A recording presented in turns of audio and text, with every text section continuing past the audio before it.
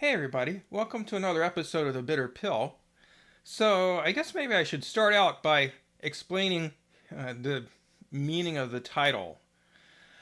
Uh, Two prominent lefty YouTubers, or progressive YouTubers, or whatever you want to call them, Tim Black and Jordan Chariton, were sharply critical of those on the left who were critical of Nina Turner, and uh, in part, or almost in whole, in Tim Black's case, blamed them for Nina Turner's loss. But Jordan and Tim uh, did so in their own very different ways. Each of them did engage in ad hominem attacks on critics of Nina Turner's campaign and really didn't address the substance of the criticisms that those of us on the left who, although we didn't want Nina Turner to lose, saw a bunch of red flags with her campaign. Um, so, on one hand, Tim Black engaged in just a really angry, mean spirited rant that was entirely substance free and really made a lot of quite ludicrous comments. He engaged in vicious personal attacks not only on leftists who were critical of Nina Turner and her campaign, uh, who, again, did not hope she would lose to Chantel Brown, as Tim claimed, but he even went after people like Brianna Joy Gray and folks involved in the People's Party that actually supported Nina's campaign. And I thought about doing a video on Tim Black's rant, but I didn't really want to take the time because, frankly, Tim is so discredited himself by demeaning others in a vicious way that he did, that I felt like it was a waste of time for me to talk about what an obviously ugly display it was. And the irony, though, is that I first heard about Tim Black when he bravely defended someone who protested Kamala Harris and was on the receiving end of a lot of mean spirited, dishonest personal attacks.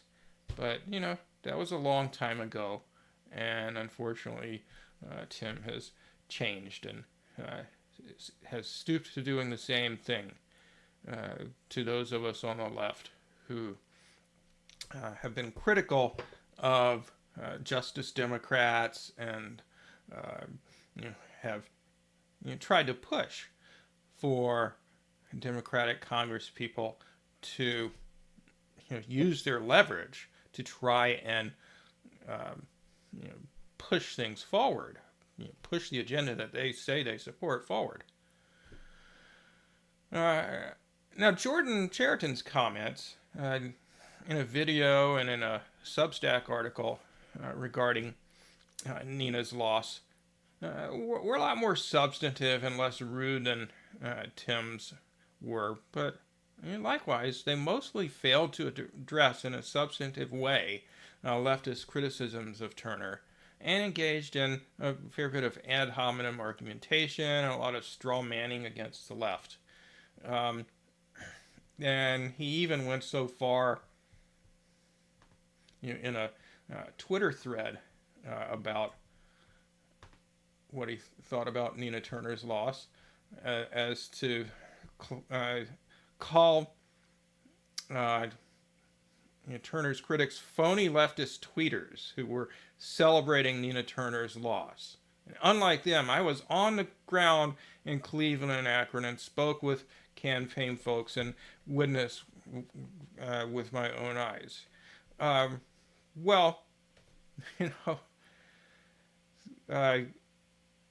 unholy Rome of the Fred Hampton leftists was also in Cleveland and Akron and also talked to Nina Turner and supported her campaign. He's certainly no phony leftist tweeter, and neither are others who were critical of how Turner went about her campaign. Some other things that uh, Jordan said in his Substack piece. He claims that nuance and gray area have all but banned from uh, the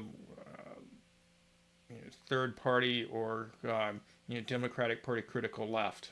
Third party supporting or Democratic Party critical left. That the progressive movement was growing less strategic and nuanced by the day. That they were engaged in, that we, critics of Turner's campaign, were engaged in nihilism and self-sabotaging permanent cynicism. Those of us who have YouTube channels were playing for clicks and feeding people what they want to hear rather than the truth.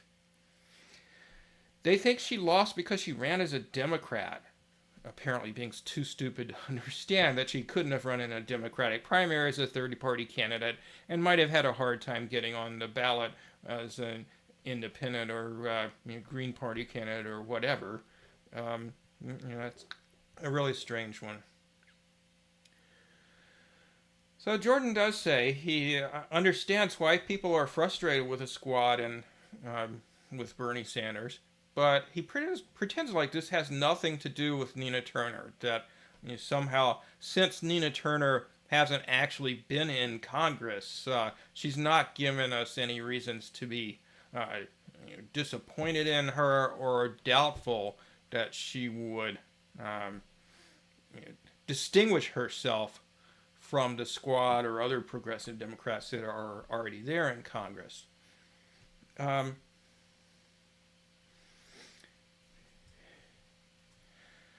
Interestingly enough, although he rightly points out the role of the massive influx over the last month or couple of weeks, really, of the campaign of corporate contributions or big money, PAC money contributions to Shontel Brown that were used to run very effective, dishonest, negative ads for Nina Turner, or against Nina Turner, smearing Nina Turner. But where is it? Okay, you'll just have to take my word for it because I can't find the quote. But in here, he acknowledges that, in fact, Nina Turner still outraised Shontel Brown. Even if you take into account the PAC money. She outraised her by over $1.5 million. And, if I could find it, I'd quote you the figure. So that's important to recognize, did she spend that money, and did her campaign spend that money wisely? Another thing that Jordan points to as being responsible for Nina Turner's defeat is that there were all these white or moderate to conservative black suburban voters who are very wedded to the Democratic Party and like Joe Biden and so forth and so on, and that contrary to the views of many on the left, he says Nina Turner couldn't afford to, as he puts it, go scorched earth on the Democrats or Joe Biden. That she would alienate those voters who overwhelmingly supported Brown anyway, by the way, to an even greater extent. But, Jordan, Nina Turner already said, like a year ago or whenever it was, that voting for Joe Biden was like eating half a bowl of shit. And, a big chunk of the negative ads against her quoted her saying that. So what is she supposed to do? Deny that she said it? Try to run away from it? That's not going to work. she's going to have to defend or explain that comment somehow. And I'm not sure exactly how, if at all, she and her campaign responded to that. But you got to make some kind of response, and that response is, it's going to have to be, explaining why she was so critical of Joe Biden. There's no way around it. And if you look at the reasons why Bernie Sanders was popular, back in 2016, he was willing to be critical of the Democrats as well as the Republicans. He called out, to an extent, the corruption of the corporate Democrats, whereas in 2020, he didn't. He focused almost all of his fire, not all of it, but most of it, on Trump. And, even at one point in the campaign, chastised campaign advisor Zephyr Teachout for writing an article documenting Joe Biden's corruption. And Bernie said, well, Joe Biden is not corrupt, which is ludicrous. But anyway, Jordan really seems to lack understanding of why people weren't really, enthused about Nina running within the Democratic Party, or why, exactly why people had all these reservations about her. So he claims, without producing any evidence really, that Turner has a track record of fighting that leftists ignored, and thus they failed to support her. And there's not one substantive word in his article or video or tweets that he's made talking about her political shortcomings. He even claims, let's see if I can find it in the article here for you.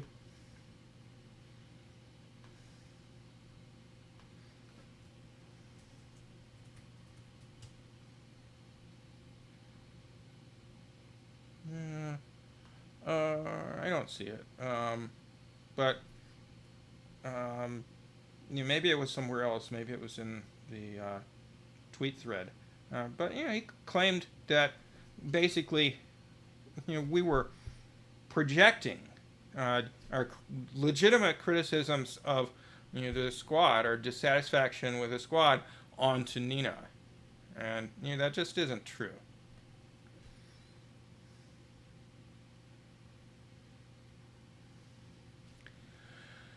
So, he goes on to say, frankly, I'm sure I'll be canceled in many corners for simply spelling out the political realities rather than pounding my chest like many others. So, Jesus, could you be more of an ass here, Jordan? Well, okay. Tim Black is more of one. Good for you.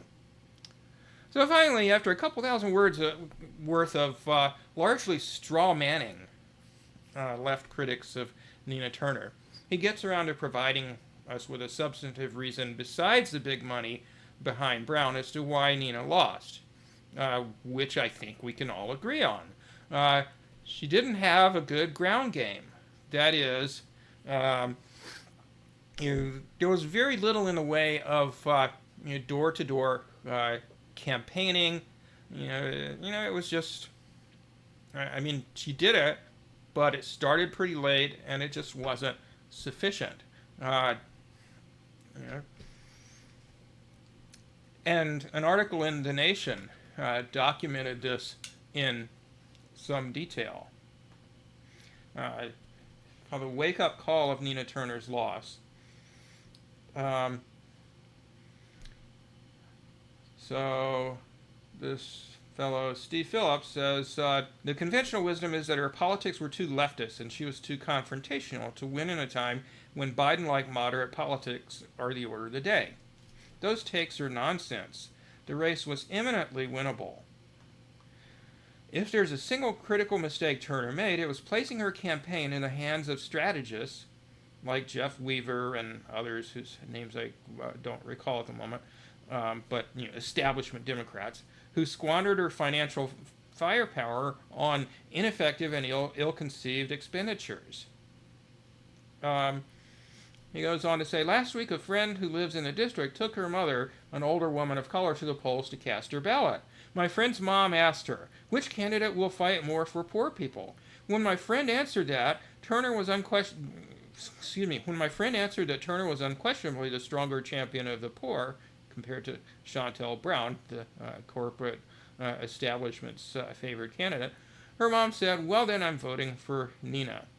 In that district, there are a lot of poor people. The median income is just $37,000, far below the national average of $60,000. And he points out that it shouldn't have come as a shock that the DNC establishment, the corporate Democratic establishment, was going to come after Nina. There's just no reason to be surprised about that. And they did in very nasty, dishonest ways, which I talked about in previous episodes. But then he pinpoints where Nina put the massive amount of money that she raised, something like $6 million.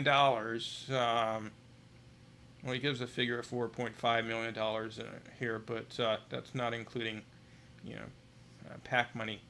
Like a good $1.5 million more than Chantel Brown raised altogether. Wish I had the exact figures for you, but I am not sure where they are. But he says, looking through Turner's spending reports, it's clear that people who ran her campaign defaulted to the typical playbook of putting far more money into television and digital ads than into the nitty-gritty work of getting people to cast ballots. This strategic blunder is especially egregious because the formula for winning special elections, which are typically low turnout affairs, and by the way, the turnout in this race was only 16% of the voters. So the formula for winning in such elections is to focus on, knocking on doors and calling people and so forth, and explaining why your candidate's good directly to people, not through the TV, and getting out the vote. He says that's how Alexandria Ocasio-Cortez prevailed in her 2018 upset win. Her communications coordinator, Corbin Trent, explained that their campaign strategy identified a universe of 75,000 potential supporters, and then we knocked on doors, we sent them mail, we knocked on their doors again, we called them. So just a very systematic effort of reaching out to voters on a one-to-one basis, a one-on-one basis. But Turner's team squandered the bulk of her money, spending nearly $2 million of the $3.7 million in direct campaign expenditures on TV and digital ads. There's scant evidence in the FEC filings of any meaningful Turner campaign resources going to canvassing and voter turnout.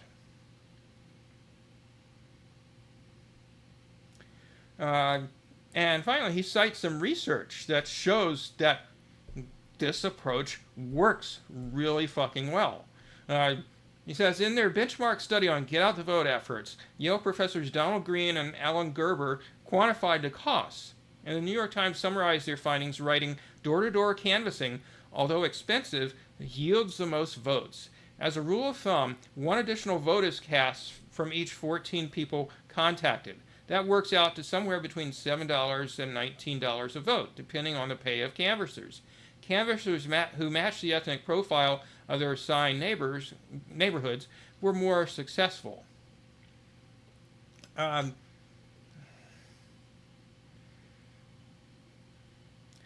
these metrics, he says, Turner's $4 million could have yielded something like 121,000 votes in a race where she needed $38,000 to win. Well, the costs were updated a little bit in a later edition in her book to account for inflation, but still, you know, she could have spent that money in a much more effective way.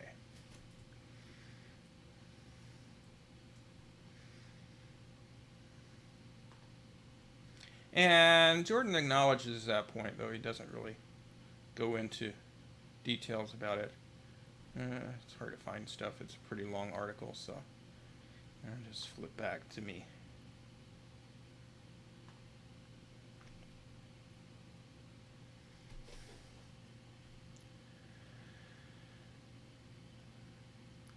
So, well, you know, but that raises the question, well, why were there, I mean, yeah, they could have spent more money and hired people to go door to door, but there's also the question of what is it about the way Turner and her staff ran the campaign that kind of raised red flags about the direction she was going and led people to not be sufficiently enthusiastic to volunteer in large numbers, for example. Well, I've talked about this before, but we'll try to give a little bit different take this time. Many of us have been around the block with the Democratic Party before. Certainly with the Sanders campaigns, where in the end, both times he folded, uncritically endorsed Hillary Clinton and Joe Biden. Never mentioned, for example, Joe Biden's history of sexual harassment and assault allegations by women that are highly credible. Basically, talked about what a great friend Joe Biden was, and saying he's going to make the best president since FDR, and all this absolute horseshit. And many of us have been around for longer than Sanders or AOC, and you've seen the history of the Democratic Party, where candidates build people's hopes up and dash them, and frankly, I've been following politics since the early '80s, and I understood who Bernie Sanders was and didn't have much real hope that his campaign was going to go anywhere back in 2015. And although it did go somewhere, it got people excited and got him more votes than any progressive challenger in modern history. But in the end, he was despite pretending to be an independent, he was a Democratic Party loyalist, and he folded and didn't even call out the cheating against him. So it's not because we're nihilistic and self-sabotaging or lack strategy or nuance or are out of touch with the type of voters in Nina Turner's district or any of that other bullshit that you throw at us, Jordan.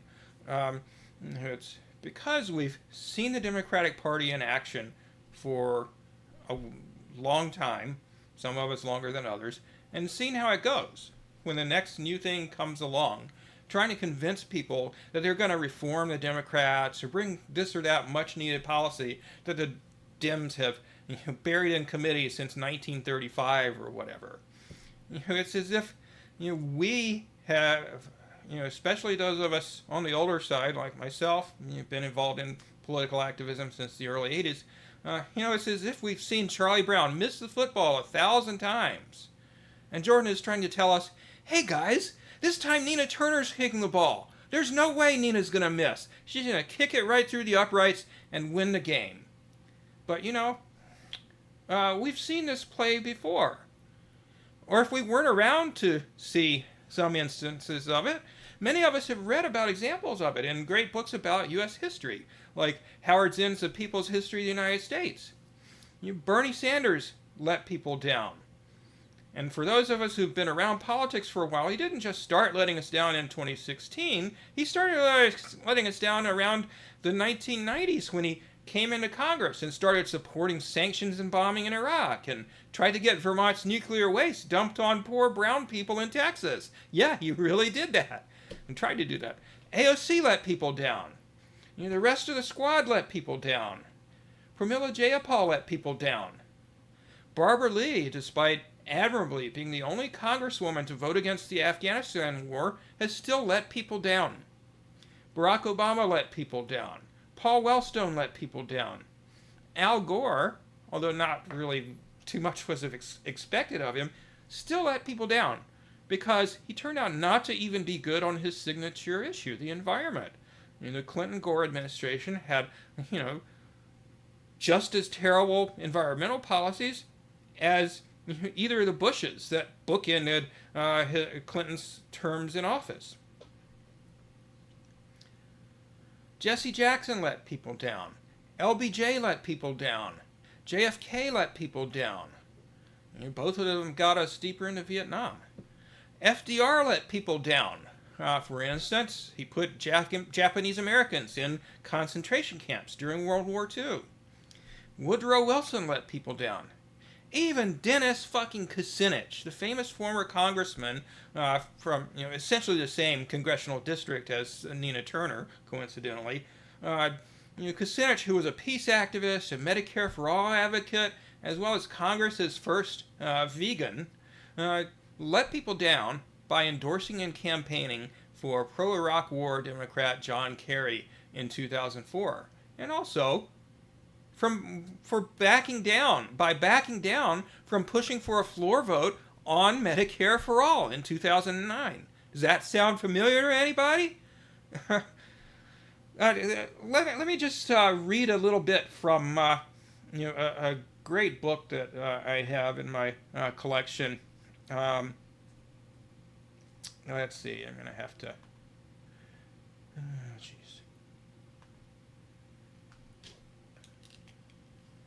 Here we go, Kindle.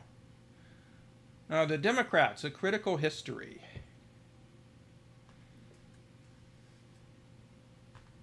By Lance Selfa. Outstanding book documenting the way in which the Democrats have throughout their history been the U.S.'s second most enthusiastic capitalist party, constantly betraying working people. So, you might not remember this, but once upon a time, Barack Obama, back when he was going to run for the Senate in 2003, claimed to be in support of single-payer health care, Dennis Kucinich's signature policy. He said, I happen to be a proponent of a single-payer universal health program. I see no reason why the United States of America, the wealthiest country in the history of the world, cannot provide basic health insurance to everybody. A single-payer health plan, a universal health care plan, that's what I'd like to see. But as all of you know, we may not get there immediately because first we have to take back the White House, we have to take back the Senate, and we have to take back the House. And so, of course, after Obama serves the majority of his term in the Senate, he ran for president. And not only did he win the race for president against John McCain, but the Democrats took Congress, holding 60 votes in the Senate and an overwhelming majority in the House of Representatives as well as the White House. And so what happened? We didn't get single payer, obviously. What did we get? Basically, we got a healthcare reform bill, Obamacare, or the Affordable Care Act, as it's absurdly called, because it's not at all affordable. That was basically written by the insurance industry and Republicans, because it was based on Republican Mitt Romney's health care plan that was implemented in Massachusetts when he was governor there. Um, okay, well, let's scroll through this here. Another casualty of the administration's deals with the insurance industry was a liberal supported public option, or government provided health insurance. Instead of eliminating the role of private insurance as a single payer or a Medicare for all system would do, the public option would have provided government provided health insurance as an alternative to private health insurance. So, you could. You could purchase government provided health insurance instead of private health insurance as if you wanted. Some of the Democratic candidates for president back in the 2020 race supported a public option. Tulsi Gabbard was mistakenly accused of supporting a public option, which she actually opposed. She put forward a healthcare plan similar to Australia's, which is literally called Medicare, predominantly public government health care that everybody has to pay into. But you have a private option. You can purchase private insurance and opt out, but you still have to pay your taxes. But anyway, Selfa goes on to say, even though the public option represented a huge retreat from a single-payer system and a concession to the logic of market competition in health insurance, liberals clung to it as a means, however inadequate, of controlling costs and increasing access. It really doesn't do much to control costs, or wouldn't. And basically, the Obama administration successfully pressured Congress to take the public option out of the Affordable Care Act legislation. The demise of the public option was a study in the fecklessness of progressive Democrats when faced with a challenge from their centrist, quote-unquote, president who loved Ronald Reagan, Barack Obama. In 2009, the House Progressive Caucus threatened to vote as a bloc against any legislation that didn't include a public option. But almost all of them ended up voting for the bill without the public option in 2010. What happened to all the brave announcements of lines in the sand and standing up for real reform? The logic of left survivalism and careerism took over. House Speaker Nancy Pelosi was willing to give a few Progressive Caucus members a free vote to oppose the bill, so they could cast a meaningless vote to oppose it. But she knew if progressive opposition stood in the way of the bill's passage, the progressives would fold and vote for it. Former DNC Chair Senator Howard Dean opined that stripped of a public option, the bill wasn't worth voting for. But guess what? He voted for it. But the most pathetic collapse occurred among leading Democratic progressives, such as Representatives John Conyers and Dennis Kucinich, who were longtime proponents of a single-payer Medicare for all government-run health plan. When Pelosi pressured single-payer advocates to withdraw a single-payer bill from consideration, in other words, they are on the verge of getting single-payer health insurance, the single-payer health insurance bill that I believe Conyers and Kucinich co-wrote. Correct me if I'm wrong on that. They had a chance to, possibly get it on the floor for a vote in the House. But she pressured them, and Conyers and Kucinich wrote a letter where they backed down. It read in part, "Many progressives in Congress, ourselves included, feel that calling for a vote tomorrow for single payer would be tantamount to driving the movement over a cliff." That sounds familiar, doesn't it? Shades of Pramila Jayapal. We're now asking you to join us in suggesting to congressional leaders that this is not the right time to call the roll on a standalone single-payer bill. That time will come. Well, apparently the middle of a pandemic isn't the right time either, according to our great progressive representatives in the House in 2021.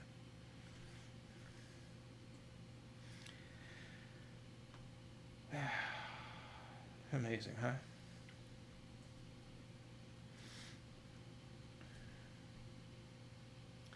So all of these people, even Dennis Kucinich, let alone LBJ or JFK or FDR or Wellstone or Jayapal or Al Gore or Barack Obama, at one time or another, often many times, they missed the ball, they flat out whiffed it, just like fucking Charlie Brown. The Democratic Party has a century plus record of letting working people down at every turn, as Lance Salva documents in his book. But Nina Turner is going to be different, Jordan? How do you know? What makes you think so? I can give you 1,000 reasons why I think you're wrong. It's not just because, it's not because I haven't been to Northeast Ohio, which I have. I've been in Northwest Ohio because my sister lives there. It's not because I'm incapable of nuanced or strategic thinking. It's not because I'm a nihilist and permanently cynical and trying to say inflammatory shit for clicks, or think somehow she would have won if only she had run as a Green Party candidate or something. Yes, it is in part because I've seen this play before. I've seen how Sanders and AOC and Wellstone and Jackson and Kucinich and so on have failed to challenge the Democratic Party or to advance the agenda they claim to be fighting for. But it's not just because of that past history. But that it's not just that they failed to change the Democrats, but the Democrats, of whom Sanders claims to be not be a member. He claims to be an independent, but who is he kidding? He's a loyal Democrat, in his story. But the Democratic Party changes you. You don't change the Democrats. And Jordan, what you fail to see is not only is it extremely likely that they would change Nina Turner, but arguably they already have. Because as I talked about in a previous episode, if you look at Turner's campaign website, there's literally nothing on foreign policy on her website. In general, the issues page on her website is minimal and limited. It's just dog shit. She's never said anything about Julian Assange or other truth tellers persecuted by the U.S. government.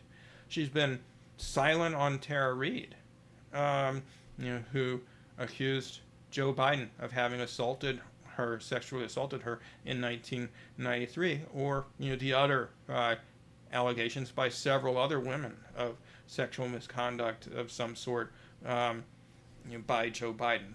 7 others, and there were a couple more last year when Tara came out with her allegation of sexual assault, and Tara has said there are others that she's talked to who are afraid to come forward because of what they saw happen to her, where the entire Democratic Party, even people I like somewhat like Tulsi Gabbard, have failed to say anything about Joe Biden's track record with women, or in some cases, what's her name from Georgia? Blanking on her name right now, but there have been prominent Democrats, Stacey Abrams, prominent Democrats who've accused Tara Reade of lying, basically. Said they believe Joe Biden. Other than her bowl of shit comment about Joe Biden last year, really, there's been little direct critique of the Democratic establishment, from Nina Turner, really the entire time she's been campaigning for Congress, which started back in January. Because remember, this is one of the things that made Sanders popular in 2016, that he was willing to call out corruption or inaction on the Democratic side. She's not going to be able to run away from the comments she's made about Joe Biden or others in the Democratic Party in the past. She's already committed herself to being critical of Joe Biden. She's already committed herself to being critical of other people in the party or the party itself she's been critical of in the past. So it only makes sense for her to follow through and explain what she meant. So, it's a bit of a straw man to say, well, she couldn't afford to go scorched earth on the Democrats. Well, maybe not literally, but she certainly could have been more critical than she was. And certainly a case can be made that establishment Democrats that she hired to be part of her campaign staff, um, you know, pulled her back from being more forthright about her, um, you know, criticisms or disappointments with politicians in the Democratic Party. Um, she's really never criticized anybody in the squad or Bernie Sanders for any decision they've ever made. And you look at what they've done within the last couple of years. The House voted, the squad and other progressive members of the House voted unconditionally, demanding nothing in return for voting to elect Nancy Pelosi Speaker of the House twice. They've been entirely silent on Julian Assange, and mostly on other journalists or whistleblowers persecuted by the U.S. government. Bernie Sanders and some of the others have promoted McCarthyist propaganda regarding Russia and Venezuela. They all, from what we can tell, because it was a voice vote, there's no record, voted for the CARES Act, which wound up shoveling trillions of dollars mainly into the clutches of the wealthy, did comparatively a lot less to help working people struggling with the pandemic. The CARES Act being the initial COVID relief bill passed early last year. Of course, they famously failed to push for Medicare for all, despite it being right in the middle of a pandemic and right when 15 million people lost their health insurance because they were laid off from their jobs.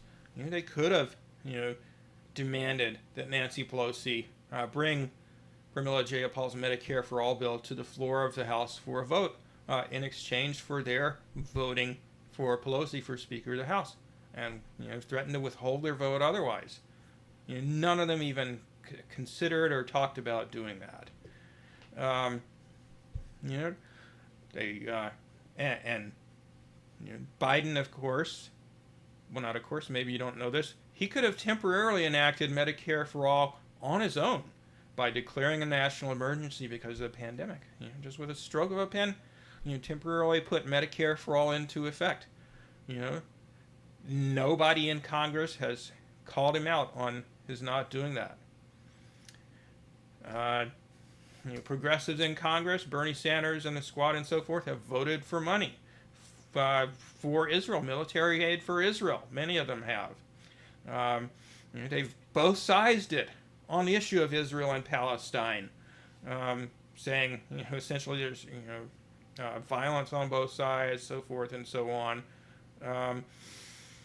They've been critical of the Israeli government, but not recognizing the fact that people under military occupation have the right to defend themselves with violence if necessary.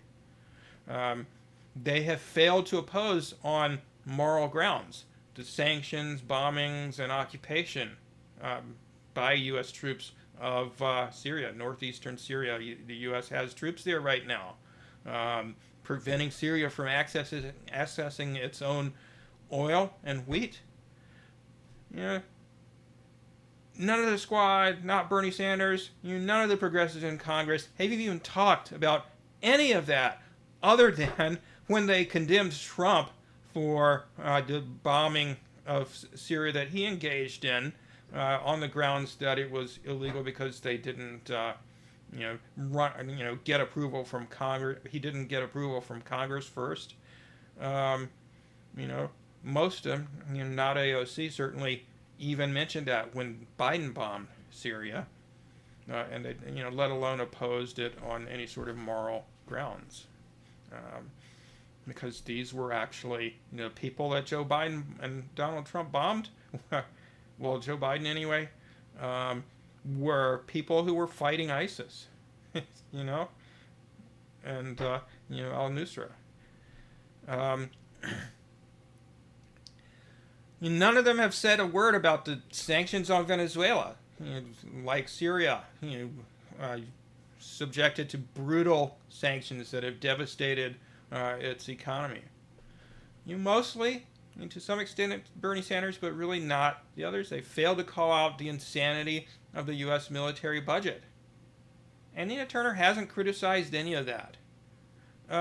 Let's take a look at a clip from an interview with Nina Turner.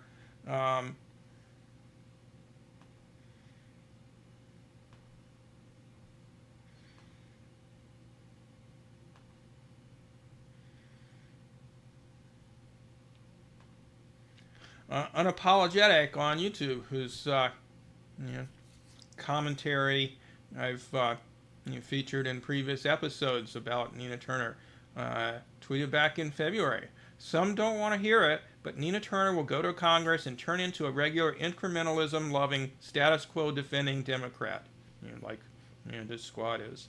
It's absurd to spend more time browbeating people with no health care, as she does in this interview, than criticizing politicians who ran on Medicare for all but opposed a floor vote. It's okay to be disappointed, but the squad is ultimately the best that we have in terms of being able to push an agenda. And what that means is that you might not always agree with the methods. I need people to understand that when you are on the inside, it doesn't mean that you are selling out. I know they've gotten a lot of pressure, but they are the ones up there holding it down. They're pushing as hard as they can. And just because things are not going exactly the way, just because they're not using the exact tactics that some in the activist community want them to use, that doesn't mean that you throw them away. Because guess what? If you're throwing away members of the squad, who are our best opportunity to get what we need, and also some members of that progressive caucus, then you're not going to have anybody there. So if the prerequisite, in summation, if the prerequisite for relationship means that I have to do, or the squad has to do everything you say, the way you say do it, then there's not much of a relationship at all. And that you're going to be disappointed. Hell, they're going to be disappointed with me. I said that to Tim Black when we interviewed. I'm saying it to you, Mike. I want them to know you're going to be disappointed at some point. But that does. Okay. You get the idea. So totally unwilling to say anything at all negative about the squad, and in fact gaslighting us by saying, they're fighting as hard as they can for you. Just such bullshit. And then she says, if you're disappointed with the squad, you're going to be disappointed with me. So, if she's defending politicians who aren't fighting and saying she's going to basically follow in their footsteps if she gets to Congress, why should we be inclined to believe she's going to be a fighter, Jordan? Why should we buy that? Come on. She had some interesting endorsements during this campaign. Corporate Democrat Congressman Ted Lieu, one of the biggest Russiagators out there, endorsed Nina Turner. Bakari Sellers, the asshole Zionist corporate Democrat TV commentator, endorsed Nina Turner. She's got a smiling picture with him, and she speaks of him favorably. And then there's just her lack of connection with grassroots activists, other than those directly working on her campaign. She was invited to demonstrations in Ohio, featuring Julian Assange's father and brother. Back in June, I believe. No response from her or her office, her campaign. She was invited, as were people who actually were in Congress, the squad and other progressive members of the House, to the town hall on Force the Vote back in late December. where people were, speaking out on their personal experience of lack of decent health care in our screwed up healthcare system, and forcefully and eloquently advocating for Medicare for all. Where were these Congress people who say they support Medicare for all? Where was Nina Turner? They didn't even bother to respond to the invitation, let alone show up. Join the online town hall, attended by, watched by 15,000 people at the time, over 100,000 later. Big discussion on Medicare for all and on forcing Nancy Pelosi to bring the bill to a vote on the House floor. No response. Similarly, no response from Nina Turner or anybody else they asked to the March for Medicare for All, invitations to attend and speak at the marches for Medicare for All back in late July. Nina Turner and her staff couldn't even be bothered to respond. And I know she was approached by many people in multiple ways. Her office was called, she was emailed, people were constantly bringing it up on Twitter. Nothing. She had to see it. It was right there on Twitter, in her Twitter feed. No response. So just like Bernie Sanders and just like AOC, with their millions of followers, which she has as well. I don't know how many she has, but I'm sure it's way over 1 million. Nina Turner has failed to use her platform to help build mass movements. She's largely turned her back on grassroots movement activists. So, she followed Jeff Weaver's and others' bad advice in a number of ways in this campaign. As I said, as an article in The Nation documented in detail, it didn't help her win to run all those TV ads and not knock on doors. And a good case can be made that also she'd have had a far better chance of winning if she had connected with grassroots activists, if she'd at least responded to invitations from them to attend protests, even with a polite, or forums, even with a polite no. She could have said, for example, to the folks who organized the March for Medicare for All in Columbus, Ohio, right down the highway from Cleveland and Akron, I'm sorry I can't attend. I have to focus on my campaign. She could have done that, but express support, put out a tweet or something saying, hey, there's these nationwide protests for Medicare for All going on, demonstrations, marches in over 50 cities. You should come out.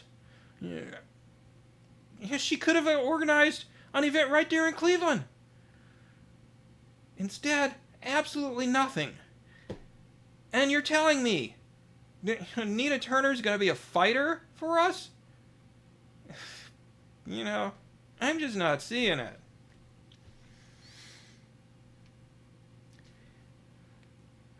And again, all these issues that she ignored during her campaign, or barely mentioned. I think she mentioned, the situation in Israel and Palestine once, alluded to it once in a public statement back in May when Israel was bombing Gaza and so forth. But, okay, maybe people in her district, didn't think that much about foreign policy. Okay, she didn't have to make those issues her number one thing. She could have emphasized the issues most on the mind of and of most direct concerns to her own potential congressional constituents. But that doesn't mean you run away from the other issues, leave them off of your website entirely. You talk about them and you connect them with issues of direct local relevance. So talk about, for example, how the more than $700 billion that we spend every year on the military. You know, dwarf and deprive us of funds for other domestic social needs. Like Medicare for all. Like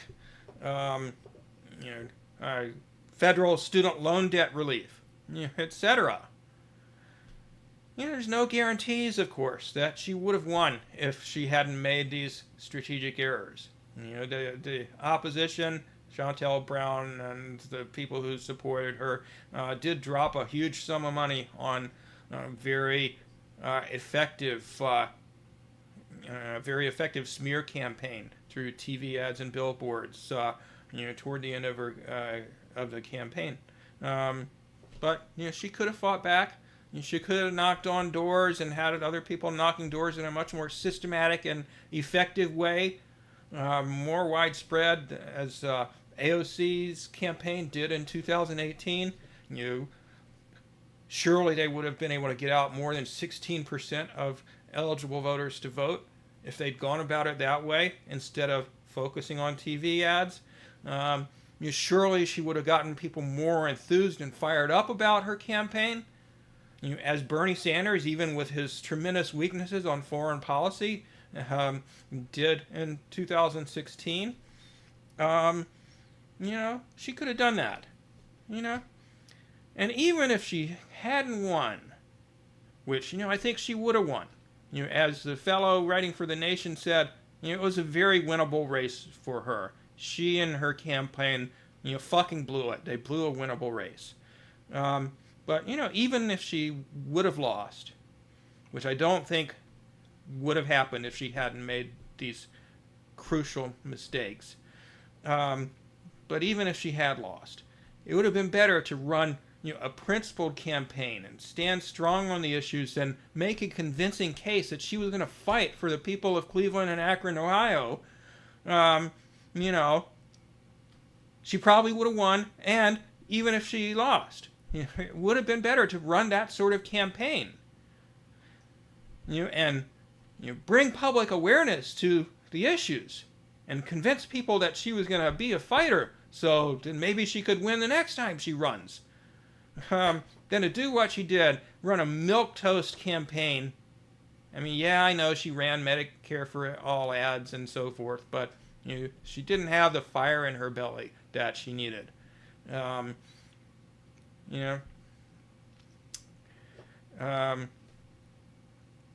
would have been much better in terms of its impact if she had gone the other route, and it would have set her up better to win next time.